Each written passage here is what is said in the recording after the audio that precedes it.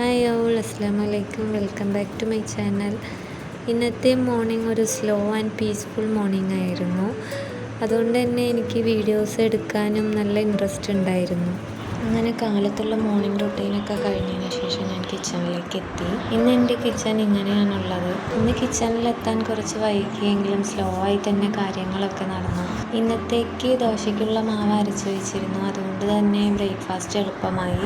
വെള്ളം കുടിച്ചാണ് ബാക്കിയെല്ലാം സ്റ്റാർട്ട് ചെയ്യാറ്. അങ്ങനെ വെള്ളം കുടിക്കുന്നതിനിടയിൽ പുറത്തേക്കൊക്കെ ഒന്ന് ഇറങ്ങി നോക്കാറുണ്ട്. തംബ്നെയിലിൽ കൊടുത്തിരിക്കുന്ന കാര്യങ്ങളൊക്കെ ഞാൻ ഈ വീഡിയോയിൽ പറയുന്നുണ്ട്. നിങ്ങളൊരു യൂട്യൂബ് ചാനൽ തുടങ്ങാൻ ആഗ്രഹിക്കുന്നവരാണെങ്കിൽ നിങ്ങൾക്ക് ഈ ഒരു വീഡിയോ തീർച്ചയായിട്ടും യൂസ്ഫുള്ളാവും.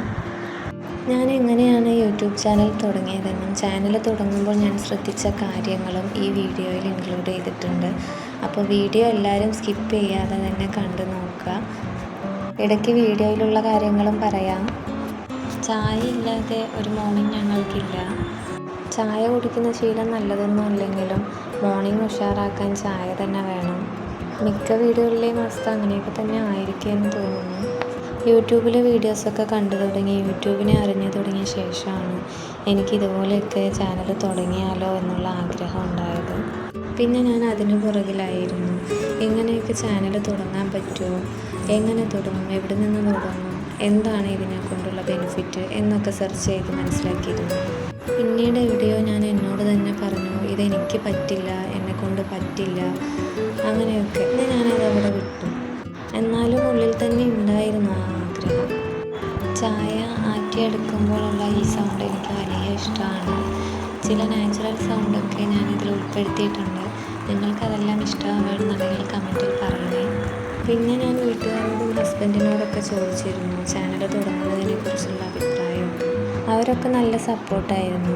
നിന്നെക്കൊണ്ട് ഇതൊക്കെ ചെയ്യാൻ കഴിയുമെന്നുള്ള നല്ല മോട്ടിവേറ്റ് ഉണ്ടായിരുന്നു, നല്ല സപ്പോർട്ടായിരുന്നു വീട്ടുകാർ. എന്നാലും ഉള്ളിലൊരു ഭയം ഉണ്ടായിരുന്നു. ഇത് സക്സസ് ആവുമോ, എത്രത്തോളം സക്സസ് ആവും, സക്സസ് ആവില്ലയോ എന്നൊക്കെ.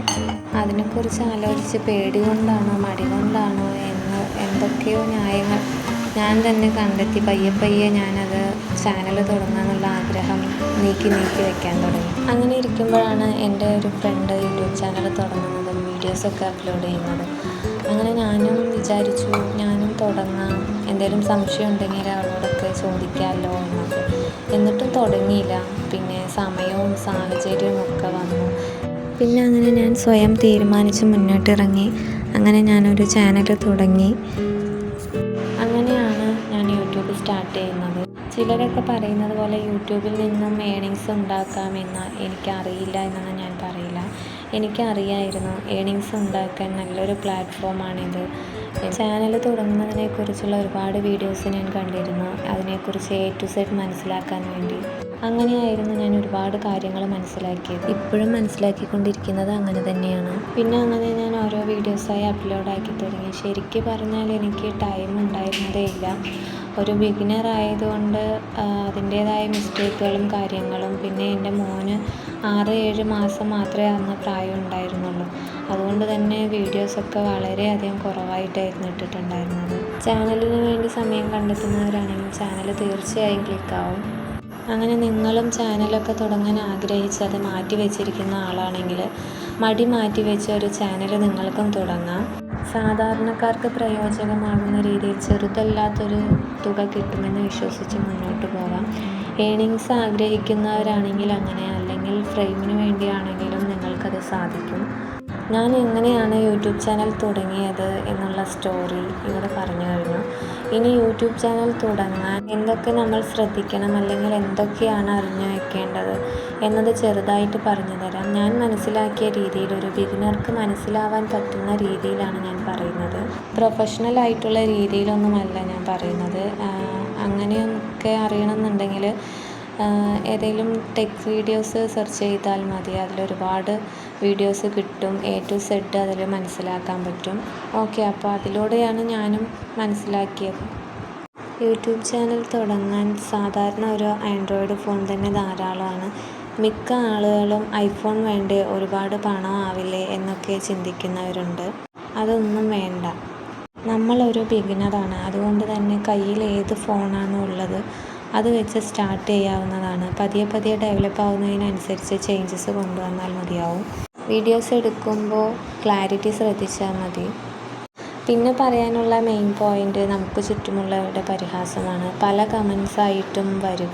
അതുകൊണ്ട് ഒരു പബ്ലിക് പ്ലാറ്റ്ഫോമിലേക്കാണ് ഇറങ്ങുന്നത്. നല്ലതും ചീത്തയുമായിട്ടുള്ള ഒരുപാട് കാര്യങ്ങൾ കേൾക്കാനിടയാവും. അപ്പോൾ മാനസികമായുള്ള തയ്യാറെടുപ്പാണ് ആദ്യം നടത്തേണ്ടത്. ഇപ്പോൾ ഫാമിലി ആയാലും ഫ്രണ്ട്സ് ആയാലും ചാനൽ തുടങ്ങുക എന്ന് കേൾക്കുമ്പോൾ തന്നെ ചെറുതായെങ്കിലും എന്തേലും പറയാതിരിക്കില്ല. ഇനിയിപ്പോൾ വലുതായി തന്നെ എന്തേലും പറഞ്ഞാലും മൈൻഡ് ആക്കാൻ നിൽക്കണ്ട. ചാനൽ തുടങ്ങിയാൽ അതിൻ്റെ ബെനിഫിറ്റ് നമുക്കാണ്. അപ്പോൾ പിന്നെ പറയുന്നവർ എന്ത് പറഞ്ഞാലും അത് ശ്രദ്ധിക്കേണ്ട ആവശ്യമൊന്നുമില്ല. ഓക്കെ. പിന്നെ വേണ്ടത് നമുക്ക് സ്വന്തമായൊരു ഇമെയിൽ ID ആണ്. ഫോണിലുള്ളതല്ലാതെ ചാനലിന് വേണ്ടി സെപ്പറേറ്റ് ആയിട്ട് ഒരു ID ക്രിയേറ്റ് ചെയ്യുന്നതാണ് നല്ലത്. പിന്നെ ഒരു കാര്യം മറന്നുപോയി, ട്രൈപോഡ് വേണമെന്നുള്ളവർക്ക് വാങ്ങാം, അല്ലെങ്കിൽ വാങ്ങിക്കണമെന്നില്ല. കുറഞ്ഞ വിലയിലുള്ളതൊക്കെ ഉണ്ടാവും. വേണ്ട എന്നുള്ളവർക്ക് അഡ്ജസ്റ്റ് ചെയ്ത് ഫോൺ എന്തിലെങ്കിലും സപ്പോർട്ടിൽ വെച്ചിട്ട് എടുക്കാവുന്നതാണ്. ഞാനും മുമ്പ് അങ്ങനെയൊക്കെയായി സപ്പോർട്ടിലായിരുന്നു എടുത്തിട്ടുണ്ടായിരുന്നത്. പിന്നീടാണ് ചെറിയൊരു ട്രൈപോഡ് വാങ്ങിയത്. അങ്ങനെ ഇവിടെ വരെ പറഞ്ഞെത്തി. വീഡിയോസിലുള്ള കാര്യങ്ങളൊക്കെ നിങ്ങൾ കണ്ട് മനസ്സിലാക്കുമെന്ന് വിചാരിക്കുന്നു. പിന്നെ അടുത്ത കാര്യം, തുടക്കത്തിൽ തന്നെ നമ്മൾക്ക് ഒരുപാട് സബ്സ്ക്രൈബേഴ്സ് കിട്ടണം, ലൈക്ക് വേണം, പെട്ടെന്ന് തന്നെ വാച്ച് അവർ കൂടണം എന്നൊന്നും ആഗ്രഹിക്കരുത്. അത് ചിലപ്പോൾ നമ്മളിൽ നിരാശയുണ്ടാവും. ഒരു ബിഗിനർ എന്ന നിലയിൽ ഒന്നിൽ നിന്നും തുടങ്ങുമ്പോൾ ഒരുപാട് ടൈം എടുത്തേക്കാം. അതുകൊണ്ടാണ് പറഞ്ഞത്. ഞാൻ പറയുന്ന കാര്യങ്ങൾ നിങ്ങൾക്ക് മനസ്സിലാവുന്നുണ്ടെങ്കിലും ഇല്ലെങ്കിലും കമൻറ്റിൽ പറയാം. വീഡിയോസിനെ കുറിച്ചുള്ള അഭിപ്രായങ്ങളും പറയണേ. ഇഷ്ടമാവുകയാണെന്നുണ്ടെങ്കിൽ ലൈക്ക് ചെയ്യുക. ഈ വീഡിയോ ആർക്കെങ്കിലും യൂസ്ഫുൾ ആകുന്നുണ്ടെങ്കിൽ ഷെയർ ചെയ്യുക. പുതിയതായിട്ട് ആരെങ്കിലും ചാനൽ കാണുന്നുണ്ടെങ്കിൽ സപ്പോർട്ട് ചെയ്യുക. സബ്സ്ക്രൈബ് ചെയ്യാതെ വീഡിയോസ് കാണുന്നവരാണെങ്കിൽ പ്ലീസ് ഒന്ന് സബ്സ്ക്രൈബ് ചെയ്യണേ. ഇനി കുറച്ച് വീഡിയോസിലെ വിശേഷങ്ങൾ പറയാം. റിലാക്സ് ആയുള്ള ഒരു ചായ കുടിക്ക് ശേഷമാണ് ഞാൻ ബ്രേക്ക്ഫാസ്റ്റ് ഉണ്ടാക്കാൻ തുടങ്ങിയത്. ദോശയും ചമ്മന്തിയാണ് ഉണ്ടാക്കുന്നത്.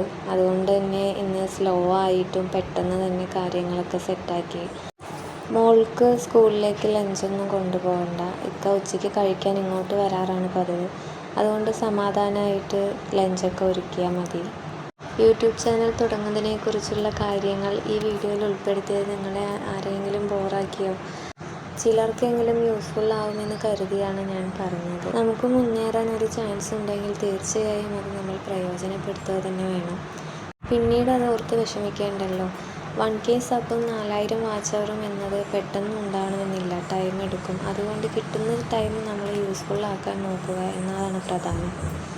അതുമാത്രമല്ല, നമ്മൾ എന്തൊക്കെയാണോ പിന്നേക്കായിട്ട് മാറ്റി വെച്ചിരിക്കുന്നത് അതെല്ലാം ഏറ്റവും അടുത്ത നിമിഷം തന്നെ ചെയ്യാനായിട്ട് നോക്കുക. പിന്നേക്ക് വേണ്ടി ഒന്നും മാറ്റി വയ്ക്കാതിരിക്കുക. ചില തീരുമാനങ്ങൾ പെട്ടെന്ന് ചെയ്ത് തുടങ്ങുന്നതാവും നല്ലത്. ഇനി പോയിന്റിലേക്ക് തിരിച്ചു വരാം. ചാനൽ തുടങ്ങിയ വീഡിയോസൊക്കെ ഡെയിലി അപ്ലോഡ് ചെയ്തിട്ടും വ്യൂസും സബും കൂടിയില്ല എന്ന് വെച്ച് അവിടെ നിർത്തി പോകരുത്. തുടർന്ന് ശ്രമിക്കുക തന്നെ വേണം. ഞാൻ ചാനൽ തുടങ്ങുമ്പോൾ എൻ്റെ വീട്ടുകാർക്കും എന്നെ സപ്പോർട്ട് ചെയ്യുമെന്ന് ഞാൻ വിശ്വസിക്കുന്ന എൻ്റെ ഏറ്റവും അടുത്ത കുറച്ച് ഫ്രണ്ട്സ് 6-7 പേർക്ക് മാത്രമാണ് ഞാൻ എൻ്റെ ചാനലിൻ്റെ ലിങ്ക് ഷെയർ ചെയ്തിട്ടുള്ളത്.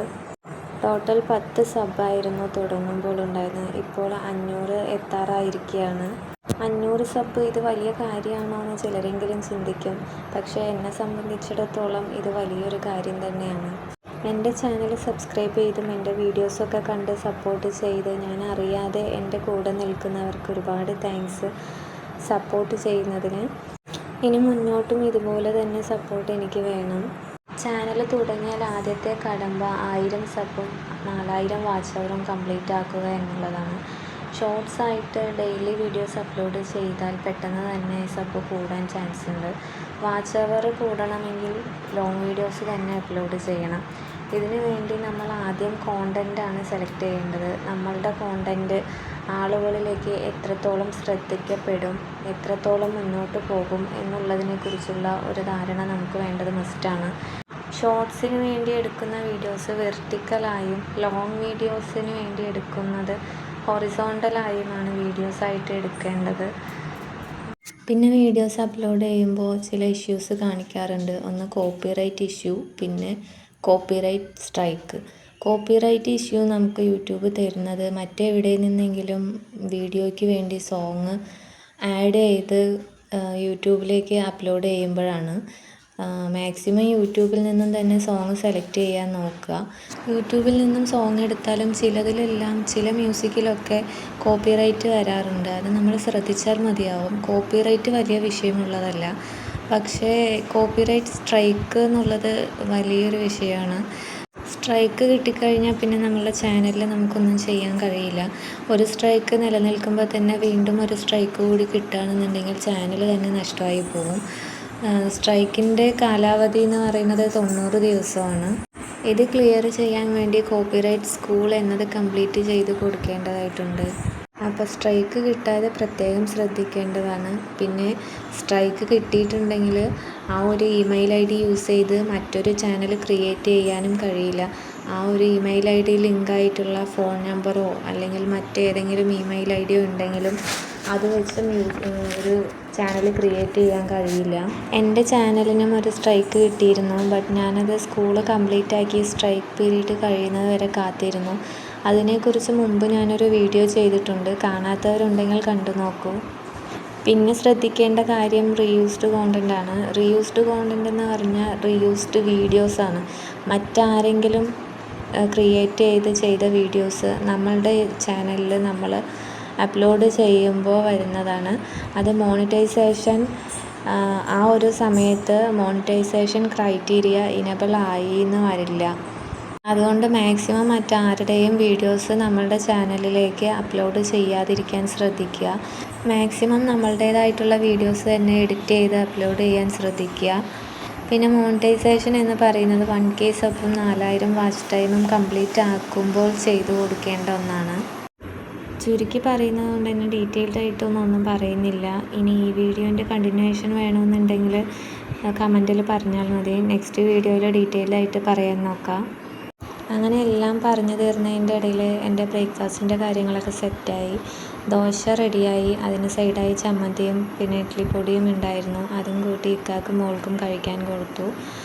എനിക്ക് പതുക്കെ കഴിക്കുന്നതാണ് ഇഷ്ടം. അതുകൊണ്ട് തന്നെ ഞാൻ പതിയെ കഴിച്ചു. മോളെയും റെഡിയാക്കി നിർത്തി. ഇനി സ്കൂൾ വാൻ വരും. ഇന്നത്തെ വീഡിയോ ഇത്രയൊക്കെ ഉള്ളൂ. അപ്പോൾ നേരത്തെ പറഞ്ഞതുപോലെ ലൈക്കും ഷെയറും ചെയ്യാൻ മറന്നു പോകണ്ട. ഇനി നെക്സ്റ്റ് വീഡിയോയിൽ വരാം. Thanks for watching.